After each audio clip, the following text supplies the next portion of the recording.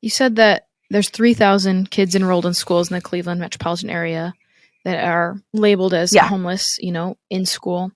How do you go about talking to kids that are going into school that may interact with a classmate that is homeless? Because in like elementary school, the first time you're seeing, other people live differently than me in any type of area of like, they have a bigger house than me, or they have a smaller house than me, or they live somewhere else, is in elementary school. How do you talk to kids about how to interact with classmates who may be homeless? So I always love teaching with a game. That's the kind of mom that I am. It's the kind of preschool teacher I was. So when I have the opportunity to talk to students, and it's interesting how that's had to kind of change over the years, because I think as I've been in this ministry longer, this is my 18th year at the city mission. I kind of spoke as, let's talk about homelessness as if no one in this room is homeless. And I've really had to change my own mindset. The Lord continues to humble me and teach me. And so being cognizant now, knowing that it's not just Cleveland metropolitan schools either, that every suburban school near us, all of the different school districts, we've had children from those areas, even some of the most elite school districts. We've had students that come to us and are living at Laura's home and still going to school. So I play a game and I show, this will say how old I am, I guess. It's like clip art, different kinds of houses. So it's like cartoony and fun. And sometimes I'll even throw in like SpongeBob's house or whatever, but we're looking at like a castle. And I talk about, we yell out, of course, because I love chaos. I love learning in chaos. So we yell out what kind of house it is, who lives in this house, and where we might find this kind of house. So we go from a castle to like a mud hut to an adobe to a teepee. And then we get into like kind of what you'd see like townhomes and apartments. And then we get to a duplex, and then it finalizes with a single family home. But by that point, the kids are tired. They think I'm ridiculous because we've answered all of these questions. And I make them think. They just say, well, it's a house. And I say, what kind of a house?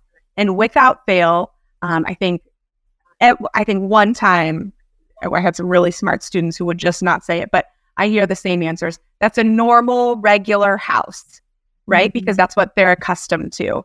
And so I say, you guys all failed, right? And so, the connotation of normal or regular, I say, well, a mud hut is a normal, regular home in Africa, right?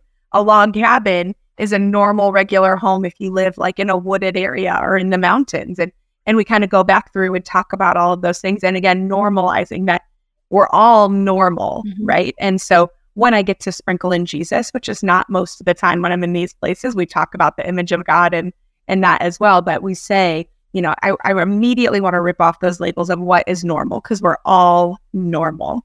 And then I kind of go through a diagram of what Laura's home kind of looks like and talk about it. But so we start that way. So it's fun. It's learning. We're learning together. We've all failed, right? We all got to that wrong conclusion and start rebuilding from there. I wish it was that easy with adults, right? Yeah. But so then we talk about what does it mean to be homeless, and how can someone become homeless? And those are big questions for little minds, right? And so I listen to them. I like children to come up with their own ideas, and I feed on that, right? No matter how crazy it can be, we can get them back to, whatever ground level is for learning there. So that's how I start. Your story of like, what kind of house is this, reminds me of when we had our son. My sister brought her kids to come visit us. And we live in Chicago. Okay. We live in the city of Chicago, not downtown. We don't live in a high rise. We live in a 2-story walk up. Inner city. Yeah. And they live in Louisville, Kentucky. And, in Louisville, Kentucky, you can get like a 5-bedroom house for $250,000. Okay. You can't get even like anything here for that. So, they came to visit us. This was the first time they had ever come to our apartment, because usually we were at, my parents' house as like a mutual location. So they're coming into our house, and they're coming up the back stairwell, which is like where you put like all your junk. And, it's raggedy. Yeah. Like any Chicago apartment, like backdoor Yeah, walk it's all up bad. is raggedy. Normally it's outside. Ours happened to be enclosed, but it's still raggedy. So our niece, she was probably 7 or 6 at the time. She's walking up and she goes, "Are you guys going to clean this place up?" And, I was like, no, this is like basically outside. I know it's like enclosed, but this is like basically outside. And first of all, this is not our house. We're renting it. And so we can't change anything. And this is just what it's like. This is what it's like to live in a city apartment. And then she gets inside and she's like, "Oh, you did clean up in here." And I was like, yeah, like it's not like moldy wood like you just saw outside, but just like a totally different experience of, oh, people live differently than me. And I think just watching her experience that for the first time was even eye-opening for me to be like, oh yeah, like you don't know what it's like. This is our norm, but this is not your norm. And for kids to think about someone that lives totally opposite of them is like a big revelation for them.